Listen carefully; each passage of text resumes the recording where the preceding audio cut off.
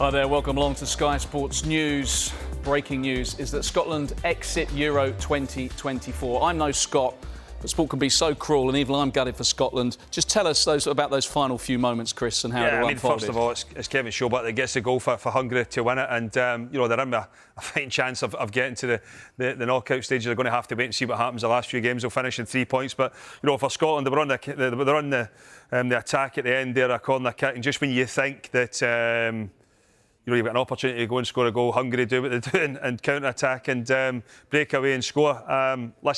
Overall, in terms of the opportunities created, they definitely created more chances. But I think, forget football tonight, forget the performance. I think that most important thing is Varga, the Hungarian striker, obviously stretchered off with covers. His teammates are obviously, everybody's worried about him. Hopefully, as I said, he's okay. We're hearing now that he's away to hospital for further checks. So hopefully he's okay. As I said, there's one Hungary are obviously an opportunity of maybe getting into the latter stages of this competition. But I'm sure even the whole of their country will just be praying tonight that man's okay. And from us here as well, I hope he is. Yeah, absolutely echo those sentiments, Kris. It does put things in perspective. But if you're a Scotland fan and you're up the other end, there's a corner, the ball's bouncing around in the Hungary box. You think someone just get a head on it, get a toe end on it, just pop it in the corner, and they break and counter. As I said, it's so cruel. You kind of felt that this could be Scotland's time to get out of a group, but it just wasn't meant to be.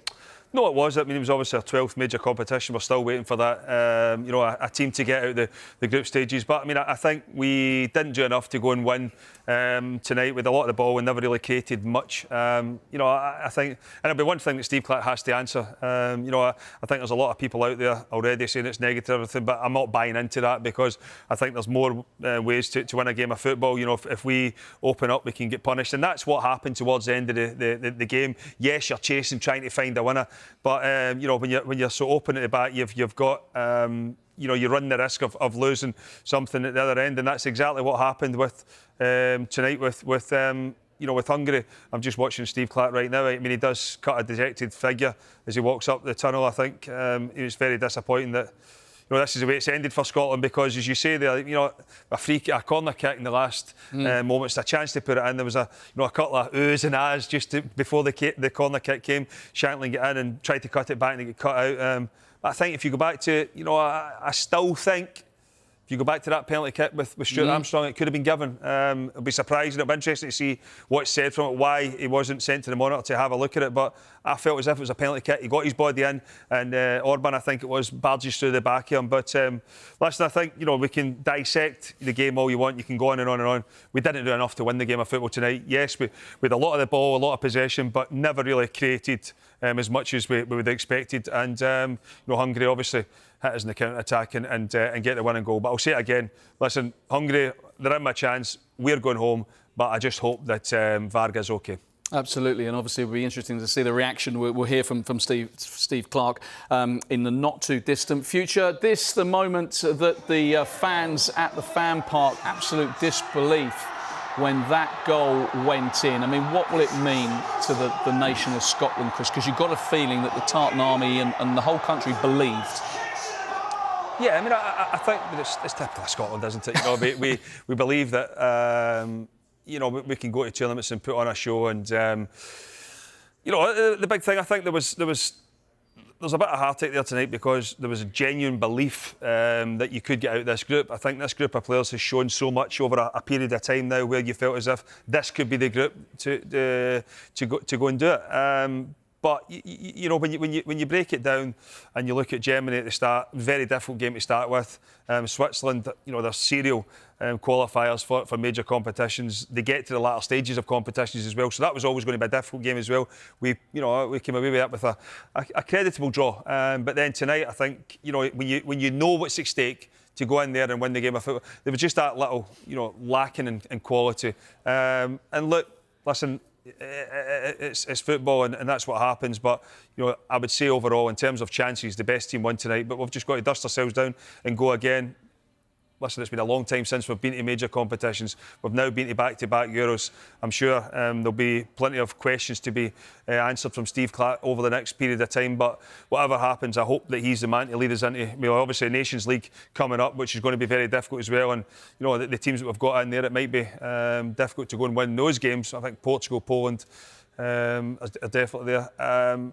You're then looking at it saying, qualifying for the next World Cup, I just hope that he's the man it's there to take us forward, because Croatia's our team as well. So I just hope that Steve Clarke's the man to lead us to the World Cup, because he's shown that he can get us there. He knows this squad. He knows that there's weaknesses in it. He knows there's strengths in it, and he's found a way to get everybody playing in a way that has allowed us to function. It's allowed us to qualify for back-to-back Euros. The next step, can we make that World Cup? And I just hope that Steve Clarke's the man that's given that opportunity to do that. Yeah, and lots to be proud of. I mean, the qualifying campaign, the wins, particularly against Spain, late Scott McTominay goals when Scotland were finding the back of the net during qualifying. And yes, it hasn't quite happened, but from what you're saying, you're sensing that there's more to come from Steve Clarke, and a little bit more creativity, a little bit more clinical edge in front of goal, and we could start to see Scotland progress. Yeah, I think from where we've been in 1998 was a long time ago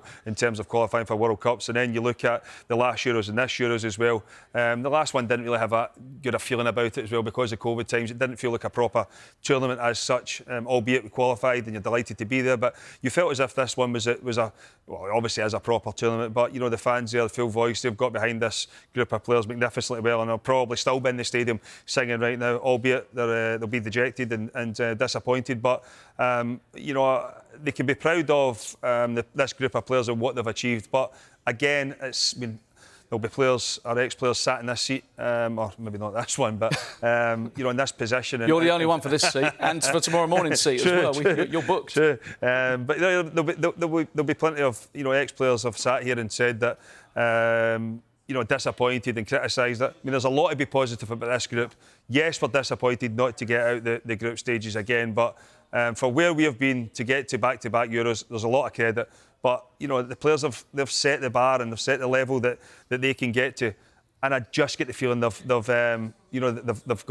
just dropped below that. But I'm just seeing the penalty kick incident again here, and I cannot believe that has not been given as a penalty kick. Yeah, I mean, we're watching. I cannot believe it. Stuart Armstrong has his arm across the defender. Defender has his arm across him, and Armstrong's goal side. Is it the fact that it's kind of 6 of one, half a dozen of the other, in that he's grabbed his shirt there and he almost pulled the defender onto him? I mean, that's natural football position, though. You get your arm up to protect it when you get in between the ball and the man. You're there, you use your body to protect it. I mean, the knee goes right in the back of Stuart Armstrong's, or the back of the top of his calf. I just cannot believe there's not been a penalty given. And that would have changed everything. But but the usual. I think that if you're sitting here moaning about it, then you're seen as a bad loser. But there'll be people not have seen it, and then I think once you see it, you'll understand exactly what I'm saying. As I said, he's got his arm across. He's just come right through the back of Orban, straight into the back of Stuart Armstrong, and just knocks him to the deck. I cannot believe, and maybe that's why Steve Clarke's so unhappy that he stormed out of tunnel, because it is a penalty kick all day long. And as I said, if the referee had been given the opportunity to go to the monitor to see it, then he might have been able to do, to rectify his or correct his wrong decision. It's good play from Stuart Armstrong. He gets his body in and invites the defender to make a challenge. Yes, you've got your arms up. Both of them have got their hands up. You can't just barge through the back of somebody. And that would have changed everything. But listen, it wasn't to be. We've been beaten 1-0 by a team who have created more chances than us, and overall probably deserved just to win the game, but it's disappointing again. OK, in the cold light of day, given it was a must-win game, and that penalty decision aside, do we just ultimately say just not quite enough quality, or they didn't quite do enough to get over that, given you would have liked to have seen a little bit more, particularly in that final third? Yeah, I mean, I think I'd like to have seen a little bit more in the final third. I mean, obviously, the changes were made, but let's not be kidded. Lyndon Dykes missing is a huge miss for Scotland. You know, the way he goes about his business, and usually he would be the one to replace Che Adams, or you know, if he starts, Che Adams comes on, Shatteling comes on. You know, so I think that he has been a blow, as has Hickey, as has Patterson. You know, Lewis Ferguson's missing as well, although he wasn't you know, a regular starter. But you know, you can get through. When we miss, you know, 2 or 3 of our starting players, you know, it's a big drop-off from what we've got, and you know, we can't cope with it. But there's no point in sitting here and making excuses. You know, this team has hit the heights that has got us to these major competitions. They fell below it again. You know, there's no doubt that the criticism after the Germany game, the bounce back against Switzerland, but this would have been, or this was seen as a group that we had a chance to come out of. You know, I wasn't buying into the whole thing of it's going to be a foregone conclusion, the whole Germany thing. These 2 games will pick up 4 points. It was going to be difficult, but you know, it was an opportunity that we failed again. We failed again. Never mind, Kris. Thanks very much for your contribution. You're back on the sofa tomorrow morning, but you might want to look away now. Because a familiar tale of disappointment for Scotland. 12 major tournaments, 12 exits at the group stages, a run stretching back to the 1954 World Cup. Not even Kris remembers that one.